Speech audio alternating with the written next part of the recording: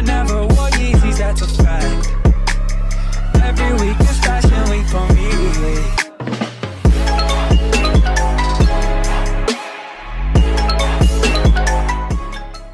Mashle magic and muscles के episode 5 की शुरुआत में हम लोग को पता लगता है कि इस एकेडमी के अंदर 3 डॉम्स हैं। हर बच्चे को उसके कैरेक्टरिस्टिक के तौर पर उन्हें अलग अलग डॉम्स में डाला गया है। पहले डॉम का नाम है एडलर, जिसके अंदर करेज और कन्विक्शन वाले लोग आते हैं। फिर आता है ओरका, जिसके अंदर विजडम और विलिंगनेस वाले लोग आते हैं। और तीसरे नंबर पे आते हैं लैंग, जिनके अंदर एबिलिटी और एम्बिशियस लोग होते हैं। और एकेडमी में इन्हीं तीनों डॉम्स के बीच में फ्रेंडली कॉम्पिटिशन होते हैं। वहीं पर मैश और फिन को एडलर डॉम्स में रखा है और उनका रूल नंबर 302 है। जिसके बाद हम लोग मैश को देखते हैं। उसे पता लगता है कि 5 सिल्वर कॉइन को मिलाकर एक गोल्ड कॉइन बनता है। वो देखता है कि उसके पास 3 कॉइन है और सिर्फ 2 कॉइन चाहिए। वो अब माइनस करने लगता है और कहता है टोटल मुझे 28 कॉइन चाहिए। इसका मतलब ये सुनकर फिन उससे कहते हैं क्या तुम पागल हो, 5 में से 2 गए तो 3 बचते हैं। ये सुनकर मैश कहता है वो ऐसी बात है क्या, माफ करना मेरी मैथ थोड़ी वीक है। और अब मैश आराम से बैठकर कहते हैं आज कितना शांति वाला दिन है, लगता है आज कुछ भी नहीं होगा। तभी फिन को याद आता है और उसे कहते हैं अरे नहीं, हम लोग को तो अपना असाइनमेंट पूरा करना था। अगर हम लोगों ने अपना पोर्शन असाइनमेंट सबमिट नहीं किया तो हम लोग को ड्रॉप आउट लिस्ट में डाल दिया जाएगा। तभी मैश उसे शांत होने के लिए कहता है और कहते हैं क्या तुम इस क्रीम पफ को खाओगे। जिस पर फिन कहते हैं अभी क्रीम पफ खाने का समय नहीं है। इन लोगों की बातें सुनकर लेंस वहाँ पर आ जाता है और उन लोगों से कहते हैं तुमने अपना असाइनमेंट अभी तक पूरा नहीं किया। तो फिन उसे कहते हैं नहीं, क्या तुमने अपना पूरा कर लिया। जिस पर लेंस कहते हैं ऑफ कोर्स मैंने कर लिया, मैं तुम लोग की तरह आलसी थोड़ी हूँ, तुम लोग को शर्म आनी चाहिए, तुम हमारे डॉम्स का नाम मिट्टी में मिला रहे हो। अपनी बेइज्जती सुनकर मैश अब लेंस के पास जाकर उसके लॉकेट को खोल देता है और उसकी बहन की फोटो को दिखाता है। अपनी बहन की क्यूटनेस को देखकर लेंस आउट ऑफ कंट्रोल हो जाता है और वो दीवार पर जाकर चिपक जाता है। और अब अगले सीन में हम लोग देखते हैं वो लोग किचन में आ जाते हैं, जहाँ पर लेंस उन लोगों को एक मूली दिखाता है जो कि चिल्ला रही होती है। उसका नाम होता है मैन ड्रैगोरा। लेंस उन दोनों से कहता है इसका यूज करो पोशन असाइनमेंट के लिए, तुम्हें मैजिक का यूज करके सिर्फ इसके चिल्लाने को रोकना है और फिर तुम्हें एक ऐसी इंग्रेडिएंट मिलेगी जिससे कि तुम लोग पोशन बना सकते हो। वो अब सबसे पहले दिखाता है कि आखिरकार इसके चिल्लाने को रोका कैसे जाता है। वो अपने मैजिक का यूज करता है और उसका नाम होता है क्योंटस। जैसे वो अपने मैजिक का यूज करता है वो मूली चुप हो जाती है। जिसके बाद लेंस फिन और मैश से कहता है अब तुम लोग ट्राई करो। और अब अगले सीन में हम लोग देखते हैं फिन ट्राई करते हैं लेकिन वो मूली चुप ही नहीं हो रही होती है। ये देखकर मैश फिन से कहते हैं तुम्हारी सेंटर ऑफ ग्रेविटी स्टेबल नहीं है, तुम्हारी मसल कोर काफी ज्यादा कमजोर है, उसे स्ट्रॉन्ग करो। ये सुनकर फिन को कुछ भी समझ नहीं आता कि आखिरकार मैश ने उससे क्या कहा। जिसके बाद बारी आती है मैश की। वो मंत्र बोलकर उस मूली को चुप कराने की कोशिश करता है लेकिन वो चुप होने की जगह और जोर जोर से चिल्लाने लगती है। ये देखकर फिन का ध्यान वहां पर चला जाता है तो लेंस उससे कहते हैं अपने काम पर ध्यान दो। जिसके बाद हम लोग देखते हैं फिन अब थोड़ा और ज्यादा फोकस करके अपने मैजिक को यूज करने लगता है और इस बार उसका मैजिक काम कर जाता है और अब मूली चुप हो जाती है। इस बात के लिए फिन लेंस का शुक्र करता है उसकी मदद करने के लिए और मन में कहता है लेंस इतना बुरा पर्सन भी नहीं है। जिसके बाद वो लोग मैश की तरफ देखते हैं तो उन्हें पता चलता है कि मैश को जो मूली दी गई थी उसका साइज काफी ज्यादा बड़ा हो चुका है और वो एक मॉन्स्टर में बदल गया है। वो अब मैश के ऊपर हमला कर देता है। मैश भी उसके अटैक को डॉज करता हुआ उसको एक चाटा मारता है। इस वजह से वो मूली बेहोश होकर नीचे गिर जाती है। मैश अब अपने दोस्तों से कहता है मैंने कर दिया। तो उसके दोस्त उससे कहते हैं ये तो कुछ अलग ही तरीका था करने का। जिसके बाद सीन शिफ्ट होता है। लेंस बताता है कि जब ये मूली सो जाती है तो ये रेगुलर हाउस में ट्रांसफॉर्म हो जाती है। अब देखो और सीखो आखिरकार पोशन कैसे बनाया जाता है। लेंस अब उस मूली को काफी तेजी से काटता है और उसके अंदर मिर्च मसाले डालकर एक पोशन तैयार कर देता है, वो भी काफी जल्द। ये देखकर फिन कहता है ये करना तो काफी ज्यादा मुश्किल है। वहीं पर मैश कहने लगता है ये तो काफी ज्यादा इजी काम है। और अब मैश सेम टू सेम वैसा ही करता है जैसा लेंस ने किया था। वो सबसे पहले उस मूली को काटता है, वो उसके अंदर मिर्च मसाले और प्याज डालकर एक क्रीम पफ तैयार कर देता है। ये देखकर फिन काफी शौक होता है और कहता है कि आखिरकार ये मूली क्रीम पफ कैसे बन गई। तो इस बार लेंस मैश को समझाकर उससे पोशन बनवाने लगता है लेकिन फिर भी एक क्रीम पफ तैयार हो जाता है। ये देखकर लेंस शॉक हो जाता है और कहता है आखिरकार ये कैसे हो सकता है, मैंने मैश के ऊपर निगरानी रख रखी थी लेकिन ये फिर भी क्रीम पफ कैसे बन गया। लेंस अब मैश से कहने लगता है तुम फाइटिंग करने के अलावा एकदम यूजलेस हो। वो मैश को वार्निंग देकर कहता है मैं आगे से तुमसे कभी नहीं हारूंगा। एक रीजन है जिसकी वजह से मैं डिवाइन विजनरी बनना चाहता हूँ। वो रीजन मैं तुम्हें नहीं बता सकता हूँ लेकिन कॉम्बैट में तुम मेरे बराबरी के हो। तुम्हें 2 कॉइन मैंने दिए हैं और मैं किसी को भी अलाउ नहीं करूंगा तुम्हारे उन कॉइन को तुमसे छीनने के लिए। तो मैश उसे कहता है तुम्हें मुझे वार्निंग देने की जरूरत नहीं है, मैं कभी ऐसा नहीं होने दूंगा। जिसके बाद हम लोग देखते हैं वो लोग वापस अपने पोशन बनाने के काम में लग जाते हैं। तभी मैश वही मूली का बना हुआ क्रीम पफ को खाने लगता है और अपने दोस्तों से कहता है इसे खाकर देखो ये काफी ज्यादा टेस्टी है। तो अब लेंस भी मैश की बात मान जाता है और उसे खाकर देखता है और कहता है हाँ ये तो वाकई में काफी ज्यादा टेस्टी है। और अब अगले सीन में हम लोगों को स्टूडेंट का ग्रुप दिखाया जाता है जो कि आपस में बात करते हुए कहीं पर जा रहे होते हैं। लेकिन तब एक लड़का उन लोगों के बीच में आकर उन्हें टक्कर मार के वहां से जाने लगता है। इस बात पर उन स्टूडेंट को गुस्सा आ जाता है और वो उसे कहते हैं तुम अंधे हो क्या। ये सुनकर वो लड़का उनकी तरफ काफी गुस्से में देखता है। और अब अगले सीन में हम लोग देखते हैं वो लड़का उन सभी स्टूडेंट को काफी बुरी तरीके से मारता है और वो उनसे कहने लगता है तुम लोग को साइड में हट जाना चाहिए था क्योंकि तुम सभी लोग साइड कैरेक्टर हो, साथ में तुम लोग बेवकूफ भी हो। और अब अगले सीन में हम लोग को एक लैंगडोम की मीटिंग दिखाई जाती है जहाँ पर उनका लीडर सभी से कहता है एक डिवाइन वेजनरी को कैसा होना चाहिए, जिस पर वो लोग जवाब देते हैं एक नोबल ब्लड लाइन का और जिसके पास काफी सारी पावर्स हो। तो उनका लीडर कहते हैं हाँ, इसका मतलब एडलर डोम्स के लोगों को कोई भी हक नहीं है डिवाइन वेजनरी बनने के लिए। डिवाइन वेजनरी लैंग डोम के लोगों को बनना चाहिए, यानी कि हमें। जाओ अब जाकर उन सभी के कॉइन्स को छीन लो। और अब अगले दिन हम सभी बच्चों को फॉरेस्ट के बाहर देखते हैं। वही मैच कहने लगता है हम लोग की क्लास यहाँ होगी क्या हम लोग को यहाँ पर कैंपिंग करनी है। तभी हम लोग उसी लड़की को देखते हैं जो कि यहाँ पर दौड़ता हुआ आ रहा होता है। वो कहने लगता है मेरा नाम है डॉट बैरेट और मैं इस वर्ल्ड का मेन कैरेक्टर हूँ। वो अब जैसे मैच की तरफ देखता है वो उसे कहते हैं तुम तो वही हो ना जिसके बारे में सभी लोग बात कर रहे हैं। मेरी नजरों में तो तुम एक साइड कैरेक्टर हो। वहीं पर मैच उसे कहता है तुम तो काफी अजीब हो, तुम आखिरकार हो कौन। जिस पर वो कहता है मैं फर्स्ट ईयर स्टूडेंट डॉट हूँ और तुम अब से साइड कैरेक्टर हो।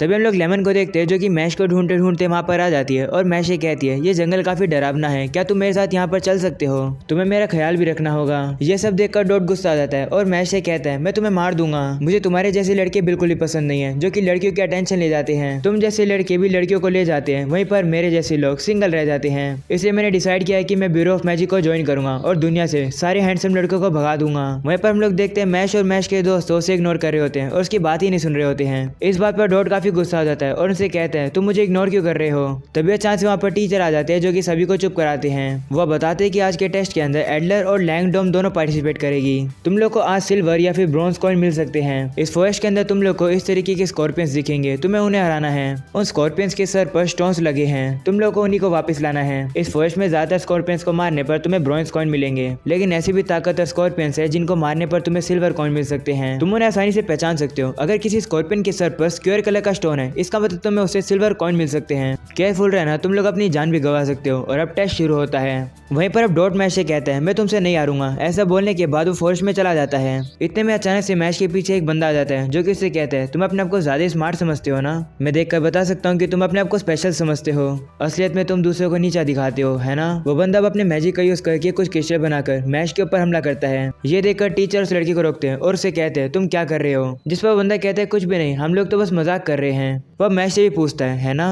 वहीं पर मैच उठकर उसे एक काफी खतरनाक लुक देता है। ये देखकर वो बंदा मैच से कहता है तुम्हारे इसी लुक को देखकर मुझे तुम्हें खत्म करने का मन करता है। ऐसा बोलने के बाद वहाँ से चला जाता है। वहीं पर मैच उठकर उसका पीछा करने लगता है, लेकिन तभी लेंस मैच को रोकता है और उसे कहता है उसे इग्नोर करो। वो हमसे 1 साल बड़ा है और एकेडमी में गलत काम करने के लिए फेमस है। स्टूडेंट को तो छोड़ो, उसने टीचर्स को भी जख्मी कर दिया था। इसी की वजह से उसको एक क्लास नीचे रखा गया है। लेकिन ये काफी टैलेंटेड मैजिक यूजर है, इसकी वजह से इसे कभी एक्सपेल नहीं किया गया है। लैंगडोम वालों से जितना दूर रहो उतना ही सही है। वही मैच कहता है मुझे उसकी चिंता नहीं है, मुझे तो बस मेरे क्रीम पफ की चिंता थी, कहीं उसके हमले से मेरा क्रीम पफ पिचक ना गया हो। लेकिन ये ठीक है। ये सुनकर लेंस शॉक होता है और उसे कहता है तुम इस वजह से उस पर गुस्सा हो गए थे। जिसके बाद वो लोग डिसाइड करते हैं कि वो फॉरेस्ट में एक साथ जाएंगे। वहीं पर लेंस मैच से कहता है यहाँ पर काफी खतरा हो सकता है, इसलिए मेरे साथ ही रहना। लेकिन वो जैसे पीछे देखता है तो उसे पता लगता है कि वहाँ तो मैच होता ही नहीं है। और हमें पता लगता है कि मैच का ध्यान भटक गया था और अब वो खो चुका है। लेकिन जहाँ पर मैच खड़ा होता है तभी अचानक से वहाँ पर डॉट आ जाता है जो कि मैच को देखकर बहुत बार शौक होता है, एक बार नहीं 3 बार। तभी मैच उसे चाटा मारकर कहता है तुम कितनी बार शौक हो गए।